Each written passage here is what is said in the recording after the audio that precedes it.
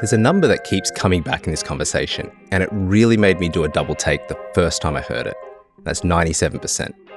That's the percentage of e.l.f. Beauty employees who say they feel passionate about the people that they work with. Not proud of the brand, not satisfied with their role, but passionate about their teammates. In a company growing super fast and disrupting one of the biggest industries in the world. So, how does that actually happen? That's what we set out to find out today with Kerry Preston, VP of People Development at e.l.f. Beauty. What she shares in this episode isn't just a playbook, although that'd be awesome on its own. It's a philosophy, one that starts with a simple idea her very first CEO gave her decades ago, which is know your people. Like, really know them.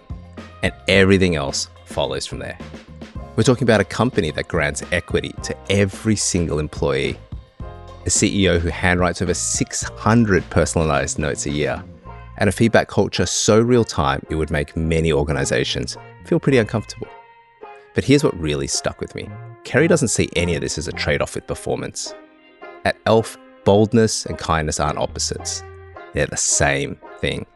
And she's got the results to prove it. G'day there, I'm Justin Angswat. I'm the Chief People Officer at Culture Amp, and today I'm excited to be talking with Kerry Preston, the VP of People Development and one of the leading beauty brands in the world, e.l.f. Beauty. All right, so before we ask you questions and grill you about e.l.f.'s fantastic success, I want to play a game with you. It's a card game that we created at Culture Amp with noted therapist Esther Perel. It's called Where Should We Begin? At Work. So let's pick a couple of cards to ask each other. Love a good game. I know, let's get this going. So this card's just to get to know you a little bit better. And the first question I'm curious to hear your thoughts on is a piece of advice I still think about. People are the core to culture. And I had my first CEO ever. I worked at Calvin Klein Cosmetics. It was in the early, I won't even say the year. And the CEO said to me, Kerry, make sure you do a Sunday night in review. Mm-hmm. And I said, I'm not sure exactly what you mean. And she said, you have to know the people. The operational side of the business you can learn, but the real connection comes from seeing people, making them feel valued. And so we used to build these flashcards and we'd take headshots of the people, we'd write their pets' names, their, details, we didn't use personality style assessments at that point yet, but it was more just to get to know them as humans, see them. And I've still followed that practice. Actually, our Culture Amp survey, 97% favorability in passionate relationships. So the best piece of advice is simply know your people. That's incredible. So how do you still do that now? How do you prioritize something like that in times now where it feels like everyone's under the pump, it's all about efficiency, it's all about squeezing out more time, but you still invest the time in doing that? Like, do you just protect the time? It's just something that like everyone does or executives do? It's definitely something our executives do. Our CEO, Tarang Amin, chairman of the board, schedules one-on-ones with our entire leadership team. The access to our entire calendar for anyone and everyone to meet and really get to know each other. There's a lot of other rituals we build in to spend time building those passionate relationships. Love that. I'll get to those rituals later. And so for those that might be thinking about doing something like that, what's one of the most powerful things that you know about someone that you found like really is quite useful? You know what makes them tick. We're a leverage your strengths company. Yeah. So to really understand that someone values strategy, that someone values collaboration, that someone has a high need for responsiveness, you really just learn the nuances. We host leadership team dinners with people so we get to know each other's spouses and significant others or, other family members or friends. So to me, the time is the currency. It's fixed. You don't use it, you lose it. There's no overdrafts. So putting that in with intention is what matters most. I love it. It's one of the big rocks that you put in first. It's definitely the big rock, yes. Amazing. Thank you for sharing. So I will ask myself a question. The skill... I like to play. I'll ask you the question. Okay, go. You can ask me the question. I'll do it. Let's have some fun. All right, Justin, what's the skill you wish you got to use more? apart from going back into Excel again, I actually quite like Excel. But the skill I actually wish I could use more is storytelling. And so that's a part of my job now, is to evangelize, and not just our product, but I spend a lot of time with CHROs or chief people officers around the world and hearing about what's on their mind. And one thing that's really interesting is these chief people officers are across many different industries. And even though the companies are unique, their problems are not. And so what I love doing is being able to bring their stories together. So what's on your mind? What's on my mind is we're transitioning from this world where it's all about performance, and we're transitioning to the world of AI, where that's becoming the most important topic. And one thing that's on my mind right now is this concept of a productivity paradox, where we've spent so many years becoming more productive, where we have tools now, like, think about email that didn't exist in the 90s, that's here right now. And remember hearing these stories of email being first introduced in the 90s. And people were like, great, I don't have to fax anymore. I don't have to wait days before I hear an answer. I can hear an answer instantly. That's going to make my work so much more efficient. What am I going to do with the rest of my time? What am I going to do with the second half of my week? And all of a sudden, email became the work, like inbox became the work. And so this kind of productivity tool that was supposed to make us more productive but now we're seeing tools that make email more efficient, and kind of tools upon tools. And so everyone probably has a dozen productivity tools at their fingertips, but we're not feeling as productive right now. We're seeing productivity flatline, and in some cases start to decrease. That's what's on my mind right now as I chat to these CHROs, is like, what's the next evolution of like how we think about performance? Because it's not necessarily just squeezing that little bit more out. So to your point before, like, what do we do with that extra time to show people that we care? What do we do? It's a big topic. Yeah, the paradoxes, we could have a whole show on paradoxes, right? The authenticity paradox. With AI, I often think about it's the people plus AI that can make the superhumans. You can't lose the people side. No, we can't. I know we could have a whole podcast on the topic of AI and humans. But first, I want to get to know you a little bit better, and for everyone to get to know you a little bit better. So I lead the journey for our employees, becoming, being, and beyond. So when you think about becoming, from day one, onboarding, getting started, to growing and developing and really thriving while you're there, as well as building for the future, the skills, the capabilities. Even once you're an ELF, always an ELF, our retirement/alumni program. Wow. So the whole journey from start, day one, until forever. Well, you have such an interesting background. So like, what brought you there to begin with? So I had a call in 2019 from our CMO, Corey Marchesotto, and she said, I'm curious if you are interested in supporting some leadership development, some executive coaching. I recently joined Elf Beauty, and it's a different kind of company. And we're all about disrupting norms, and we're all about shaping culture and connecting communities. And we do it through positivity, and we do it through inclusivity and accessibility. And my immediate answer was yes. So that's what brought me there. Yeah. Now, what has still remained and what has kept me there is truly the people. There is a special way at Elf, and we have a persona of being bold disruptors with kind hearts. So personally, I've been called the Velvet Hammer. And the reason is I have warmth and I have empathy and care. I also have direct clarity, conviction, and truly that's what I found at Elf. I found that there's the ability to have this bold disruption with kind hearts. It's so special that you bring people in, and the way you treat them speaks volumes for why they want to stay. I love what you said there. And if I think about some of the paradoxes in what we're going to discuss, like being bold and being kind, being disruptive, but you've also got a very loyal fan base that you want to keep. So take, for example, something like being bold disruptors. You have an incredible brand about you. You have people that are dedicated to your brand, but also you're trying to disrupt yourself in a lot of ways. Like I hear you have one of the fastest cycles of being able to bring something to market, which inherently has a little bit of risk. So how does that show up inside your culture? How do you balance that within your culture, and how does that show up? So inclusivity is such a core value of our culture. And when I think about our team, we have 71% women. Wow. And we have 76% millennial and Gen Z, and 43% diverse. Our employee base represents the community that we serve. And so it's tuning in, it's listening. There is no difference.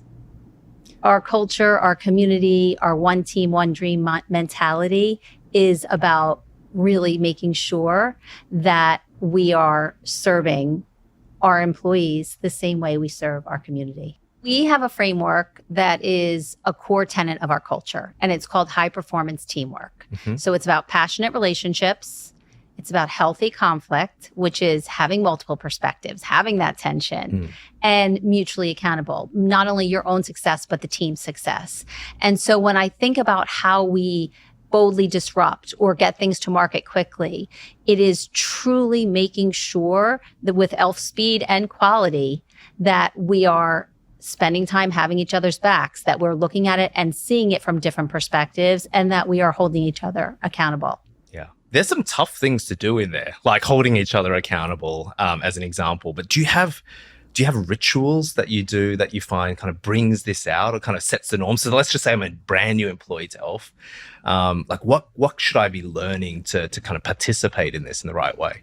So we're very immersive in our high performance teamwork culture. So within your first 30 days, you go through a very custom built. Our CEO narrates the entire, journey. We give best practices, but you will also practice all summer long. So for example, we use real scenarios. We put people from across the globe together and really go through how to build the muscle. And so I think about discipline. I think about consistency. I think about actually application, real time, high performance teamwork in action.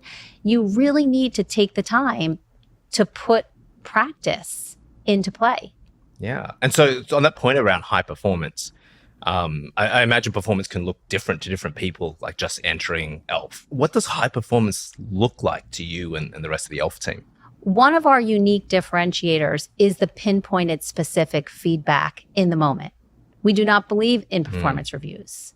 So we are all about high performance development plans. And it starts with your own self-assessment. It is also in the moment, it is a gift to give someone a specific piece of feedback that will help the outcomes, that will allow them to grow, to let them be nurtured. Being at the heart of what our employees are saying continuously is ongoing feedback that makes us pivot. It's the agility piece. So to me, part of it is really about transparency. And we see that with our executive team. There's a ritual that we use with Ask Me Anything. And my jaw often drops when I hear our executive team members answering questions. There is no script. It is truly a trust and a transparency to keep our empowered owners, because every employee is granted equity, in the loop. And there's a trust that really fuels the relationships. I'm going to get to the equity in just a sec, because that's an interesting point. But just to pause on the real-time feedback, the pinpoint of the feedback there. That's something that many organizations talk about. It is really hard to kind of make happen in practice. What are some of the secrets that you have, or some of the rituals that you have to help make sure that it's a safe environment to do that, or people actually go and do that? There are secrets. I love it. And I love to share. Early and often. That's part of the pinpointed specific. You don't wait for a week and you say last week in Monday's meeting and now it's Friday the following week. So one is early and often. I love that you bring up sports as a metaphor. That's often something I use. I am an avid endurance lover. I've done 17 marathons, a full Ironman. And the lessons that I've learned are what I witness each day at ELF, truly within the leadership. And actually any level, to anybody. So the lessons I've really learned and I witness every day truly look like making sure, number one, that it is about the person's development, their growth. It can make such a difference to say, here's what's happening. The other piece that we really talk a lot about, which I would say is one of our secrets, is what do I admire most about you and what might limit your effectiveness? And when you think about that as pinpointed and specific, I've noticed, in the meeting, you're interrupting and you're speaking over me. And that is not allowing other people to process what is being said. Well, how do you help prepare people coming into this organization with that? Because again, a lot of organizations wish they had that level of transparency and in the moment feedback. And so for some people entering the organization, I imagine it might feel scary or confronting to, one, just receive feedback in the moment, or two, like a lot of pressure as a manager to give feedback in the moment as well, instead of waiting for a review or writing it down later on. Like, how do you prepare people to enter that environment and keep that culture going? Really, preparing people is the key. There's something in there that I was thinking about with globally in different cultures. We all value different things, and feedback can be extremely scary. It can feel very different for some folks on how you want to deliver it, but not only deliver it, how you want to receive it. Yeah. So again, I think that is the mutual accountability part. Get the agreements. Tell me what it looks like for you. Let me share what it looks like for me. The practice matters. More importantly, the agreements matter. Yeah. What does an agreement look like for those that might not have one? So Justin, you and I are colleagues. We work together on projects and we get to know each other. So by deepening the passionate relationship, learning about each other, we're going to build trust, right? We're going to build connection. We're going to build history. It looks like me saying to you, we are working on Project Playground, for example. And that's a code name we'll talk about later. We'll talk about that later. And help me better understand, some of the styles. We use our Myers-Briggs personality types. We use leveraging strengths, but help me understand for you what matters most when getting feedback and when receiving feedback, but also when giving feedback. So actually taking the time to do the planning. There's a difference between strategic thinking and strategic planning. Communication requires planning, listening and learning and understanding, recognizing and adapting, and learning not only your preferences, but the preferences of others. And that's true belonging. Guess what? We love people. We love our relationships, our passionate relationships. Our scores, and I know you've seen so many, Justin, but our scores with the confidence in our exec team at 97%, 97% passionate relationships, and 97% pride in working for our company, and that's the brands and the community and the people, is, to me, the metrics that really matter. I want to go back to a topic we just talked about, which you mentioned around giving equity to everyone. And I know that was a practice, I think, that you started in 2014. It's not just bold, it's visionary. And can you walk me through how that decision was made to give equity to everyone? What's the internal story about it today? So if I go talk to someone at Elf, I was like, why does everyone get equity? What happened and how do people feel about it? And have you seen someone you talked about them acting like an owner. Have you, how does that show up? Have you seen examples of that? Yes. It's about wealth creation. And it started with our CEO, Tarang, and really having a passionate belief in an incentive system where you make everyone an owner. And when everyone is an owner, everyone acts like an owner. So we believe in granting equity to everyone, everywhere, every year. And that means, excluding our executive team, we've granted over $220 million in equity grants. It's a lot of dollars. It's a lot of dollars. It's a lot of meaningful change in people's lives in a very positive way. And many of our employees will talk about how this has made such an impact for them. To be an empowered owner, when you are an owner, you act as an owner. And how it's turned out today is, I believe we're one of the only, if the only, beauty company that grants equity to every employee every year. And again, the fulfillment, the meaning, and the deep ownership that we see from our elves is worth every bit. Not only that, there's something else here, Justin, and that is we receive a handwritten note from Terang with our equity letter. So this year, I believe he sat down and wrote 605 notes, personalized, deeply personal. Handwritten notes. Handwritten notes. Unbelievable. I'm sure his hand is still hurting and his heart is still bursting. And it's special. It's really special. Not only is it changing people's lives, it's also really fulfilling their hearts. At ELF, equity is really about one team, one dream. That's incredible. So there's so many questions to go to from there, but I love that people are being treated like owners, but to have a handwritten note, I mean, that also goes to time and efficiency and all the paradox that we're talking about before. Sometimes it's not just about trying to squeeze a little bit more out. How can I do this more efficiently?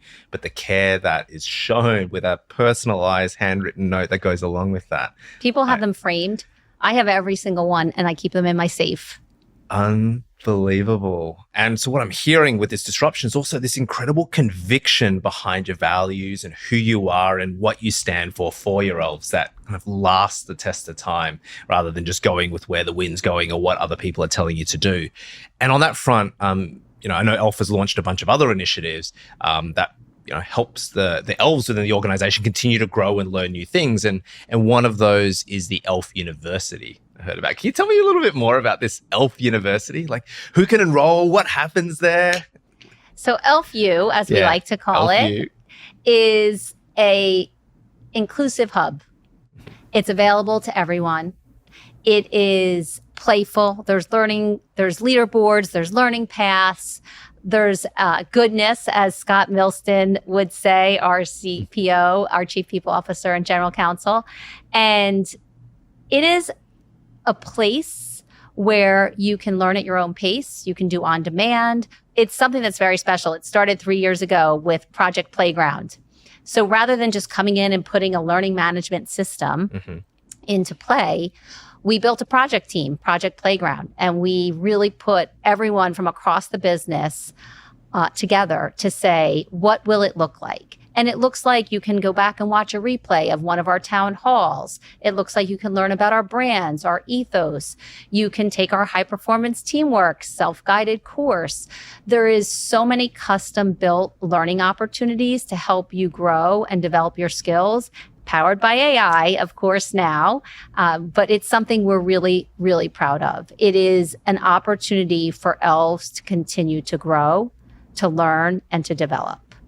And so let's peek behind the curtain on that a little bit. So ELF U sounds really interesting. So what could we learn from that? Like, what's the thing that most surprised you about what people engaged with in ELF U? So there's lots of things to learn in ELF U. We like to call it our Glampus. And there's lots of different buildings in the Glampus that you can go visit. One of the things is our Giant Leap Speak Club.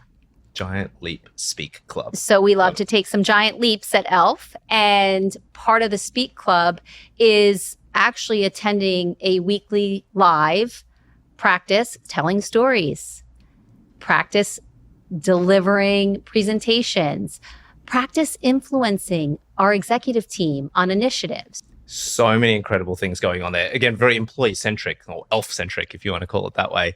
Everything from the equity to the learning and the growth and the feedback. What's really fascinating is that sometimes you have organizations who are featured in kind of best places to work lists, or they're kind of well regarded outside. You go inside and it might look a little different, but hearing that there is like some consistency with how people genuinely feel inside and kind of what's being talked about the company on the outside. And so when I look at the outside, ELF has been featured in Time, Fast Company, Inc. magazine.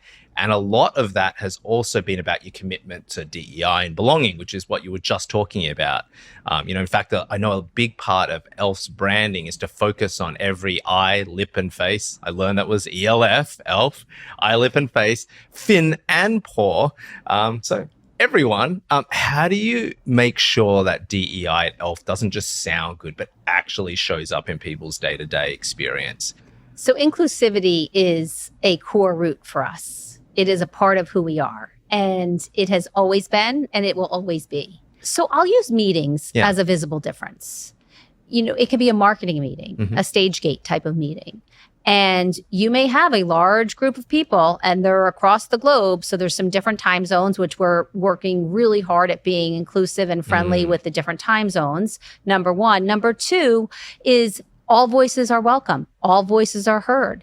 And usually it's letting voices be heard early. We all know that the more you let people speak up, but we are active in our chat. People put their perspective. We will pause and say, what's everyone's opinion? Let's hear your perspective. Drop in the chat. Those are just a few examples.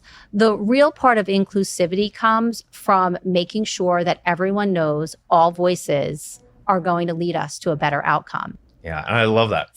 From a psychological safety perspective, I know that by creating the safety in the space allows people to contribute. So being able to say, like, what feedback do you have? Kind of puts the onus on you as a leader, but it sounds like you're also using multiple channels, and I love that you're kind of bringing it to life in that way. And we know that organizations are also really messy. You know, humans are unpredictable.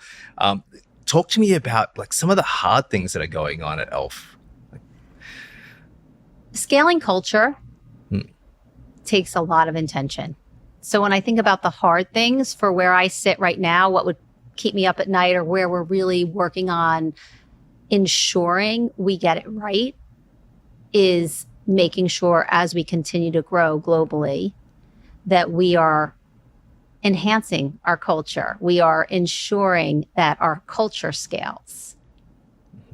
And that is always a hard thing. Like as you scale, your culture also changes over time. Imagine like, you know, if you're a 50-person company and you're a 500-person company, a 5,000-person company, your culture, there's elements of it that you want to keep the same and it scales. But there's probably elements that will change over time, like how you do planning, how you have an AMA. Ask Me Anything at 50 probably looks different than if it's a 5,000-person company. Can you talk to me a bit about like that scaling journey? Like what elements have you seen your culture kind of evolve and adapt to, and what are the parts that have been hard where you've had to question, like, do we need to kind of grow this practice? Do we not? Like, do we need to keep it the same? How have you kind of wrestled with that? Part of what's on the wrestling mat is truly learning and leveraging our strengths. So I'll use COVID, for example. Our CEO started a weekly note, week 1. They are still going each week. Yeah. And it's sharing real stories. It's sharing real people's experiences. The engagement of actually having our employees send in responses to what's on their minds, what their experiences have been, and then getting them all answered by our CEO has been a ritual that started in COVID that still exists today. And it's powerful. We actually have a book called Best, Terang, which is capturing each one of those weekly notes. But that's an example of a very difficult period where in the moment we tuned in and we made sure that we provided access to what's on people's minds, what's on their hearts, to really be able to have that open dialogue. So again, as we think about growing and what are some of the things that we need to put on the back burner or let go of, those are continuous conversations that we're working hard together to solve. Rather than have it be shared, here's what we're doing, we invite. We choose to work collaboratively. So involve them in the messiness. And just to double click on that, what goes into that note? Like, what does it look like? They're very value rich. So there's some inspiration usually. There's a lot of facts, a lot of data. We need to know our numbers. We need to know our business. There's full transparency. Right. There are examples of real stories from the week before. So what people wrote in on. So again, the thread continues to be pulled through on what are people asking. So it's probably a bit of current state, future state, any gaps in the middle. Other times it's very personal. And it could be Terang is a new grandfather and it's pictures with his wife, Hernie. Again, there's many different ways that you see that show up. And so I'm curious, as you scale, like what's a policy, structure or system that, might be industry standard in inverted commas that you've deliberately resisted introducing at Elf? Do you have an example of that? The first word comes to mind is bureaucracy. We are about agility. We are about speed. We're about quality. So when it comes to really over-engineering process in certain functions and in certain parts of the business, as far as RACI, like roles, responsibilities. We really stretch people beyond their role. And so we resist. We resist putting too much formality. And, often when you come in to do a job, you'll find that you're able to spread and learn and grow and stretch and have side gigs and small hustles that will allow you to not only build your skill, but expand beyond your lane. That's not going away. Right. It's a tough environment right now. And I know Elf's doing incredibly well. In this tough environment, it's a competitive market. Feels like there's a lot of burnout, a lot of productivity issues. Just generally speaking, AI is coming in, disrupting everything. Just how's Elf going on that journey? Like I bet there's still a lot of chaos in the organization as well, or even just chaos around the organization. We live in a world of uncertainty. Like, how's that feeling right now? And have there been moments that have been tough over the last couple of years that you've had to grapple with? And what does that look like? And what did your team do? Uncertainty, fear, human emotion. There's a lot when you think about complexity, high growth company, bandwidth, workload, volume. So absolutely yes. And there's an important part of ensuring when facing obstacles, when facing challenges, that you take that one team, one dream mentality of being a person that is willing to push up their sleeves to contribute. Often we hear people say, check your ego at the door. Like, ego itself isn't a bad thing. It's leaning into the curiosity. It's looking at it from multiple perspectives.